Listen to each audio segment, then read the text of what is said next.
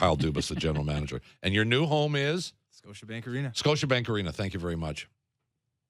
Have you called it the Air Canada Centre by mistake yet? Tell the truth. Not yet. Really? Not yet. Honestly? Wow. Well, not in public. I already did it. I already did it earlier today. How are you? Nice to see you. Great. Thanks for having me. All is well. Settling into the new gig? Because last time we talked to you, you were like a day in. I think we were hours in. We were just Yeah. just fresh. No, it's been a good summer. Obviously exciting, and now with the season just over a week away, the reality sets in that we're about to get going, and so it gets really exciting. It's exciting, just walking around for the fans and everybody. So we're looking forward to it for sure. So you've been indoctrinated for years into this kind of a job when you were in junior hockey, and now you've been with the Leafs for several years. Sure. So what have you learned the last few months? Are there some things that actually have happened that have surprised you? I think I was fortunate to have Lou as the general manager. Of course. Before I took the job, and I was able to learn a lot about what to expect when you're in that position and how to handle different things. But there's always different things, whether it's staffing, decisions we have to make on different players, so on and so forth. That until you're actually there and in charge of making those decisions, your relationship with everybody in the organization, your staff, your coach, your players, so on and so forth, it all changes when you're in, I think, the general manager role. So it's been adapting to that, trying to maintain who I am and not really change the way that I go about things, and just incorporate those into the NHL level. Not to delve into the history too much, but because you had a guy with so much experience as a mentor, were you in the room? Would he allow you to be in the room when he was talking to a player, negotiating a contract, those kinds of things? There was some with Lou where I was very fortunate, where he would, when it was the agent or the player, where he would allow me to come in. There were at times, and I've felt this as well as we've gone through our own experiences in the summer, where you have to kind of just go one-on-one with the agent. And what I learned from Lou in those instances was when is the right time to kind of, push the gas down on meeting just with the agent, or the agent and the player, and so on and so forth. So I learned that part as well, rather than just be able to sit as a fly on the wall, which was very beneficial, and it has been beneficial as we've gone through the summer. First, thanks for coming in. A lot of anticipation, at least online, when we let people know you're coming in. I want to start with a philosophical question, and that is, who makes the call on roster composition between you and the coach, and why? I think in every organization, if you want to be successful, you have to have a collaboration. And so right from the beginning, from the middle of May, Mike and I have talked every day. We know what the different decisions we have to make on the roster are, and then we take our input. Mike will talk to his assistant coaches, and then I'll talk to our player personnel department and our the assistant general managers of the team, Brandon Pridham and Lawrence Gilman, and then I'll get all of their input. I'll take the input from Mike and his staff, and then in the end, have to make the call. So I think that being collaborative is best, but in the end, I'm the one that's tasked with making the decision, and I'll do so with all the knowledge from all the people within the organization. Is it difficult you're sort of consensus building, but at the end of the day, there has to be one person who makes that decision. Has that been a process for you to understand that it's now you making the decision? I think I've been fortunate, Richard, to be able to come into this job having had to serve in that role previously. So with our player development system with the Marlies, since my time with the Leafs, and then subsequently going back to junior hockey with the Sioux. So I get that the stakes are bigger here, and that the team is of far greater prominence and importance to the community. But those different experiences have served me well in building the process that I want in terms of how I'm going to go about making those decisions. And some people are going to like the decision, some people aren't. But I want everyone in the organization to know what decisions we're making, and that their opinion is important to me. And then subsequently, in the end, I'm going to have to make it. It may not always be what they want, but that I am going to go through a process of taking their information into my scope and then proceeding from there. That's very interesting. I always sort of operated under the assumption that the general manager acquires the players with some input from the coach. Sure. But once that player is acquired, it becomes the coach's responsibility to determine, well, we know it's his responsibility to determine how much he plays, more or less. Correct. But who stays on the roster, who makes the team, who doesn't make the team. Is that the coach's responsibility? Is that something you work as a team together with? And what happens if your opinion is A and his opinion is B? Because Mike isn't exactly democratic, if you know what I mean. Well, it's black and white with Mike. Yeah. And you know where he stands. So we've had a number of discussions right from the beginning about where the different trigger points were going to be on our roster. What are the key decisions we're going to have to make? And so we've gone through the whole summer discussing those daily and having those discussions daily. And in the end, when it comes to next Tuesday, and we have to set our roster, I'm going to have to be the one that sends it in and makes the decision. Once the players are on the roster, the deployment of the players and how they're played, what special team they're on, what line they're on, that's Mike's. And just as I take his opinion when it comes to player acquisition and roster building, we sit and talk about all that stuff as well. But in the end, it's his lineup card, as they say, and he has to put the team in onto the ice that he thinks is going to give us the best chance to win. And on both sides of it, we're discussing it, and I think we respect each other's decision-making processes on both ends. So deployment on one hand, which is the coach, and then on roster building, which would fall to me. We've talked a lot about the Sparks-McElhaney fight for the backup spot. Sure. And does it come down to the way they play in preseason? Or does it come down to one's a 22-year-old with limited NHL experience and the other one's a 34 or 35-year-old who played lights out as a backup last year? Are you concerned about 10 years from now, or are you concerned about now? I think it's my job to be concerned about both. And, when it comes to those two goalies, I think that we've got a larger body of work to consider for each. Curtis, we picked up 2 seasons ago in the middle of the year, and he's been an excellent goaltender for us when called upon, and an excellent support to Freddie. He's played well for us ever since coming over. He's a very, very solid person in the locker room, and he's a very good goaltender to have around. Garrett is 10 years younger and has been with our organization for a long time. And last year led the Marlies to the Calder Cup and won American League Goaltender of the Year. So I'm not going to get too caught up in the previous week or the previous game, though it does add to the sample and does add to the decision-making process. I think we have to do what's best for the team in the short and long term and evaluate the prospects of each goalie to fulfill each of those. Kyle, you haven't got much time left. I'm aware we don't. There is and this is, I'm sure this is been brought up in the station, but there is a third option, and that is to keep all 3. Yep. Where would that, philosophically, how would you feel about that approach to keep, at least at the beginning of the season, to keep all 3? I don't think it's optimal for the two of them. I mean, Frederick Anderson is going to have his net in practice, and we know where he stands as it pertains to opening night and the like. But for the other two, if you're in a goaltending tandem, and then you make that a trio, the two goalies who are deemed the backup often split the nets, split the shots in practice, split the development time, split the attention of the goaltending coach, and so on and so forth. So it's certainly not optimal. It is an option that we can certainly look at, but we still have a week from today to sort through and figure out what's best for us, and that decision is ongoing. All right, we buried the lead. Let's get to the issue. We waited 10 minutes, Bob. Yeah. Well done. So it's about 1 o'clock in the morning in Sweden, so I guess you're not going to be calling him. But his agent's over here, I think, so you probably could have a conversation. How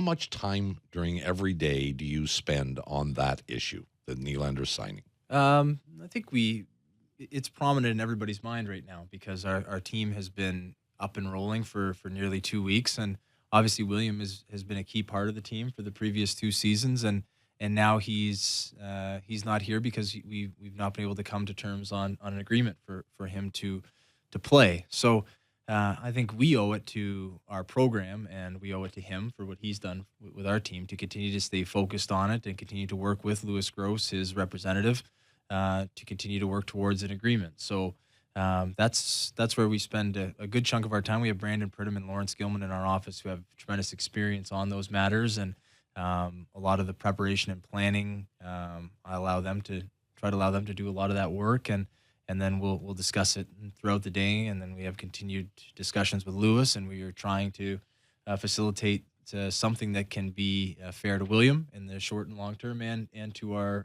program. And so that's where we're focused on right now. We continue to try to maneuver and get that done. Kyle, is there a point person in your office in terms of discussing that with his agent, or are all three of you, let's say, on a conference call with the agent and the agent's reps?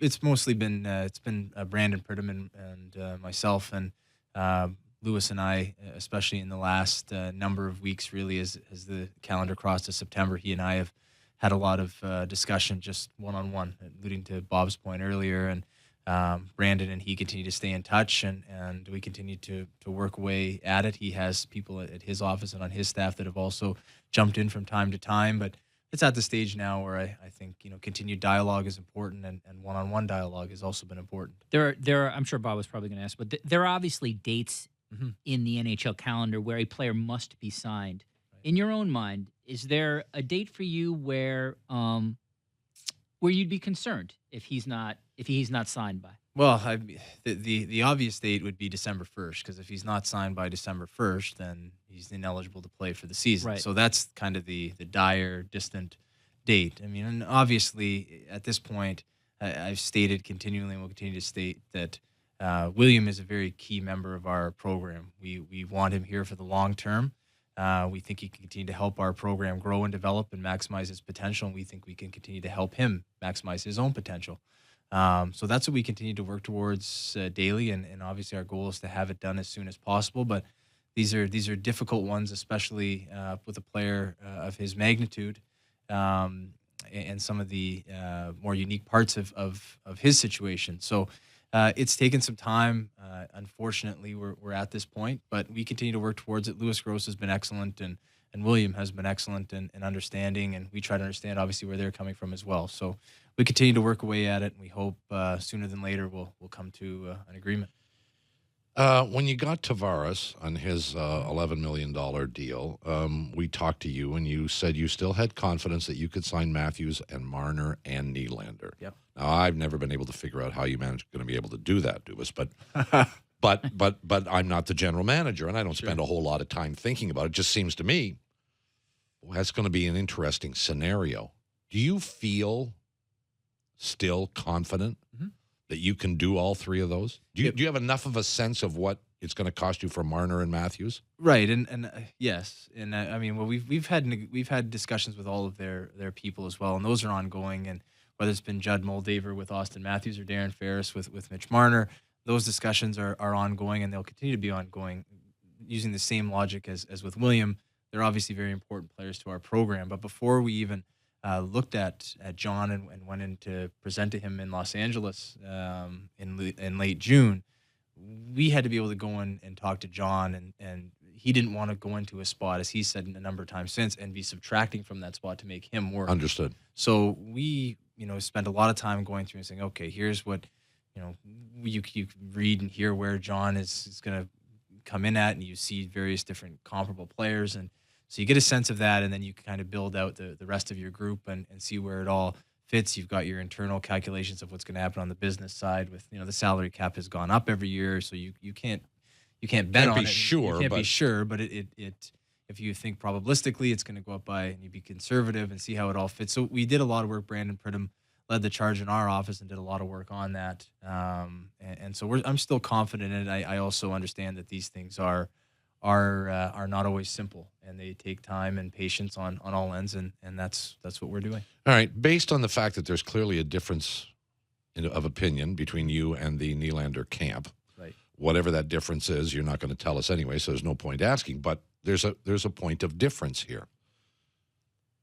Is a bridge the only way you can get this done? I don't think so. I think that's been what a lot of people have been intimating, is that's the only way that it does get done. I think their camp has been focused on a long-term deal, and ours as well. I think a bridge for both of us would probably be the suboptimal solution to this. So we continue to work primarily on long-term deals with Lewis, and he's been excellent in getting back to us and sharing his philosophy and how he does it. And so that's really our goal. Our goal is to keep this group together as long as we can, and sustain this thing moving out and allow the group the best chance to contend year in and year out. Do you feel like you're making progress? With William? On the deal, or do you feel kind of? No, I feel we're looking for something, we haven't found it yet. No, I think we feel like we're coming together. I think the timing of it, obviously, there's not any formal deadline, but I think any player and anyone on the team side, they want to have their best lineup for the season opening, and every player wants to be there for when the season opens. Sure. So I think as those things have kind of come into focus, we've continued to work with them, and I do feel like we're making progress, and Louis Gross has been excellent on their end and continuing to stay in touch and work with us on that. So I do feel like we're making progress. I know clearly where William stands, and I think that we've conveyed to them where we stand on in terms of his importance to us, and I know how he feels about Toronto and our program. So I'm confident, I'm optimistic, and just may not meet the timeline that everybody wants. So if I'm a fly on the wall, if I'm another general manager looking at this situation, and I'm not suggesting for a second that you are shopping William Nylander, but if you're another general manager out there going, look, well, they can't sign to a contract, and maybe they want a bridge deal, and I could give them a long-term deal. Sure. Had any calls? No, I have. I mean, you talk to I wouldn't be doing my job if I wasn't accepting calls from teams, but I can say absolutely that William has not. We are not shopping him, and I think the teams that have called us have just more asked, hey, how's it going? And if it ever gets to that point that it's not going to work out, then let us know. But it's not even close to that, and it won't be. We'll be able to find a way through it.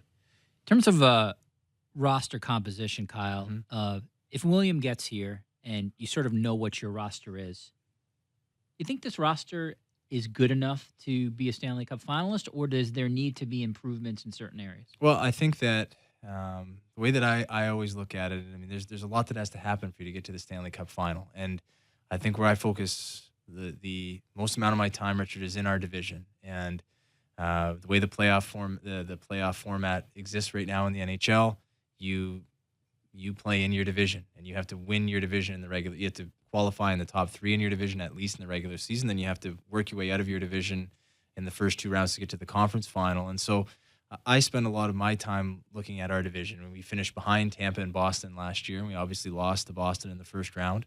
Tampa has continued to try to improve and get better, and they've been able to extend the players that they brought in from New York last year long term. They have a great thing going there. And Boston, they've got a great group of young players that they're expecting are only going to continue to get better, and we think that they will.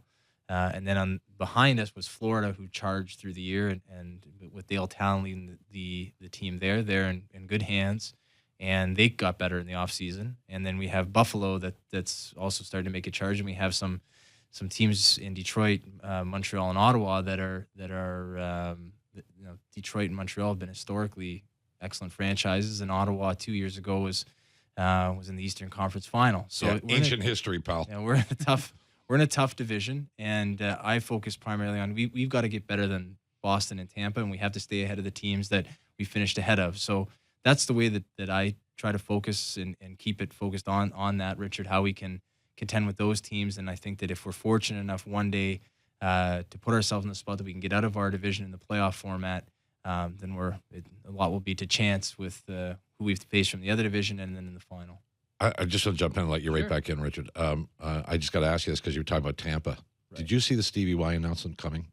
No, not really, but I didn't. But I also know Julien Brisebois well. We sat with them at the American League meeting. They were with Syracuse, we were Toronto, so there was them Texas than us. And so I got to know Julien from serving on committees with him there, and just how he operates his team in Syracuse. And Steve was obviously one of the best GMs in the league in his time here.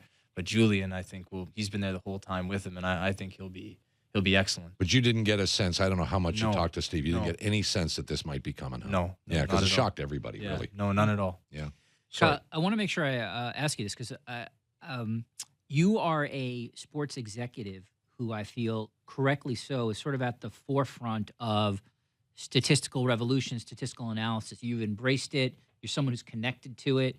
And the NHL statistical revolution is pretty much well known in terms of what's publicly accessible in terms of stats from Corsi, Fenwick, per 60. But and I know you're probably not going to give me the specific stat, but I'm really interested just in terms of, does your analytics department have stats that are sort of proprietary to the Leafs, and how much do you rely on them on any given day or week? Because it's just sort of a fascinating world to me to see what we now have publicly available in hockey versus 10 years ago. And I imagine guys like you and in these different departments, you probably have stuff that we never even see. I would hope so, because I think we have a great staff on our research and development side, and Daryl Metcalf leads that staff, and they're a part of every decision that we make. The various different things that we track internally that are not public are a part of every decision that we make on the personnel side, and they enter into a number of other facets of our organization as well, in terms of the draft and things that Mike wants and Mike requests for his staff from the R&D department, and that has only evolved. And on the player development side as well, and different things that we track and monitor. So it's been a great process to see that area of our operation grow, led by Daryl, and we're only continuing to try to push it and stay ahead and add any advantage we can to our organization. So that's been a lot of fun to see that, and we're fortunate to have the group that we have there on the R&D side. Is there a publicly accessible stat that you particularly like that you can let the audience know? Well, I think all of the publicly accessible ones have proven their value over time. Right now that the sample has grown to going on to 9 seasons of publicly accessible data, the ones that correlate with future success are well known. And without tipping my hand, I think most people in the hockey industry, and particularly in the analytics community, if you want to call it that, are aware of what those are. So, couple things for me. I'll come back to your team in just a second. Well, this relates to the team. Do you believe in the captaincy?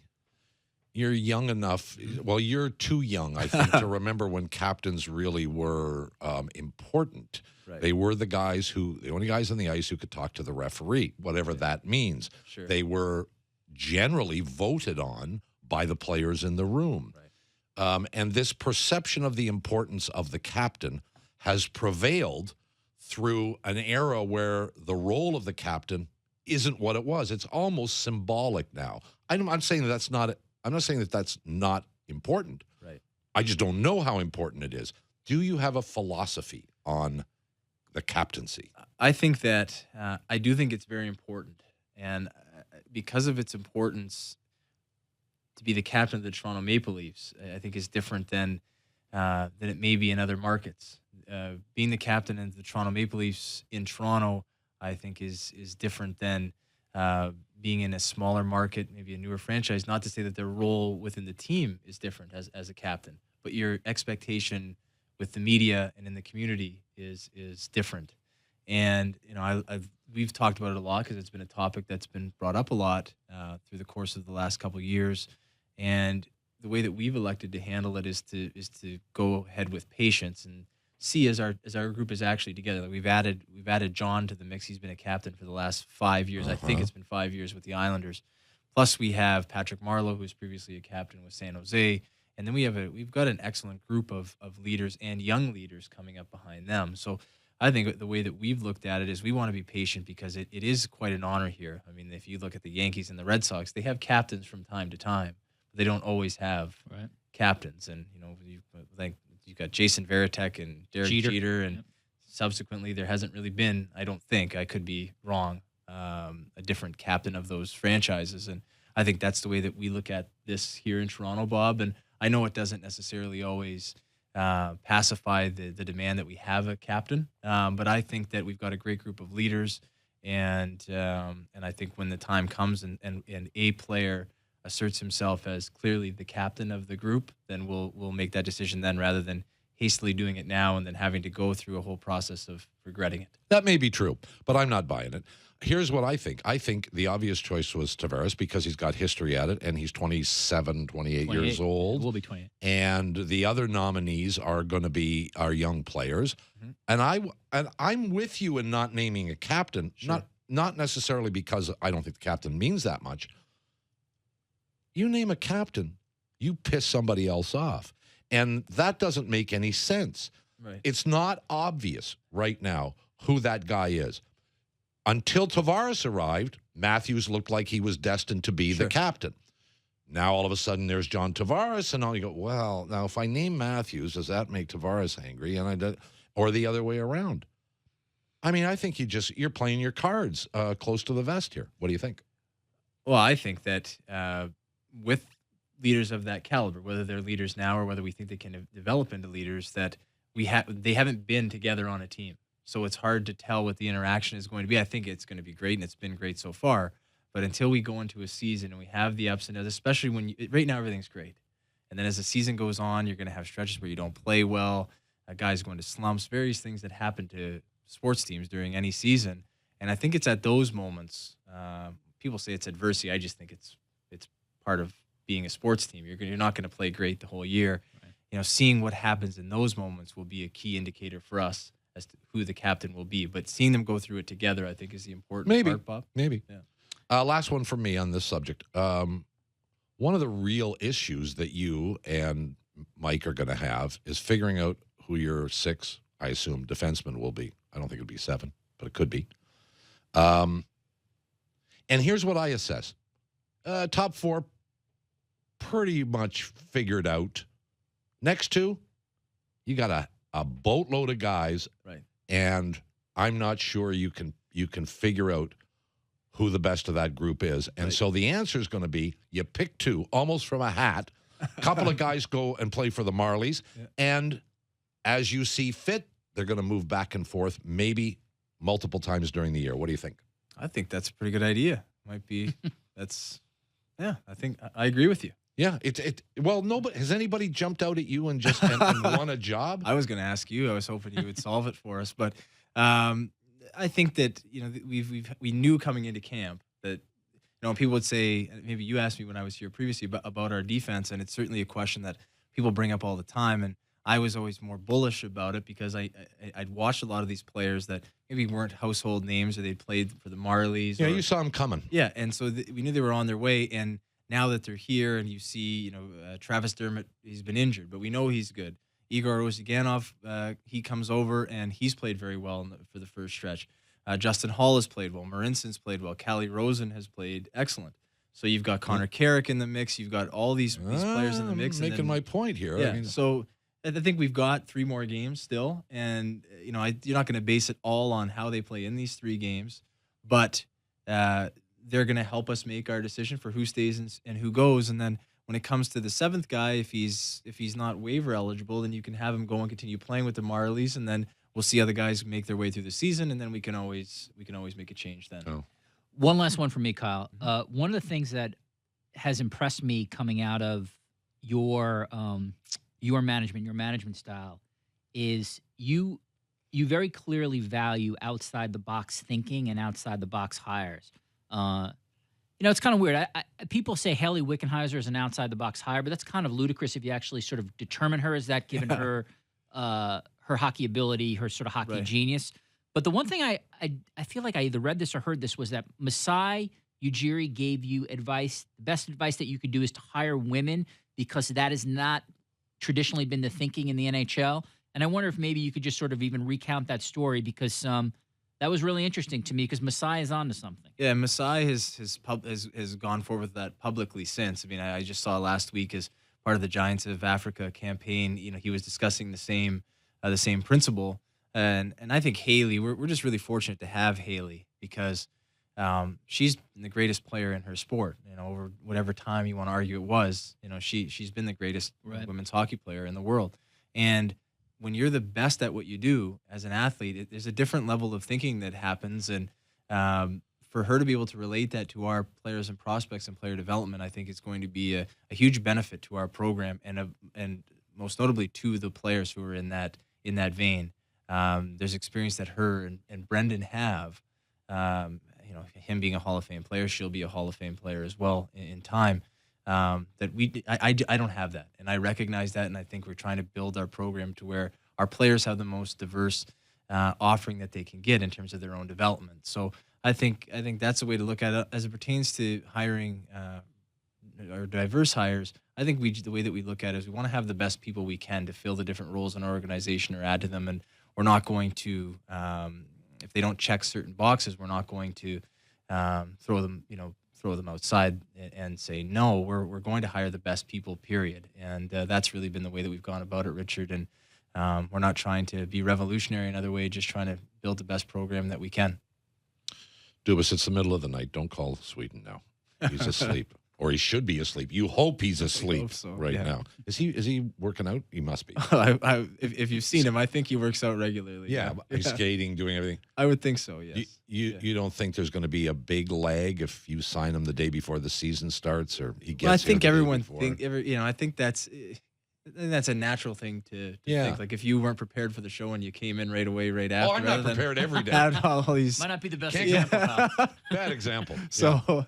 I think you'd like, of course, for everyone to be here from the beginning of training camp. These are the circumstances as they are, and our goal once it gets done will be to get William up to speed as quick as possible, and understanding that there'll be some patience involved, and we'll roll from there. You're a good man for stopping by. We thank you very much. Most appreciated. You're welcome here anytime. The general manager of the Toronto Maple Leafs, Kyle Dubas.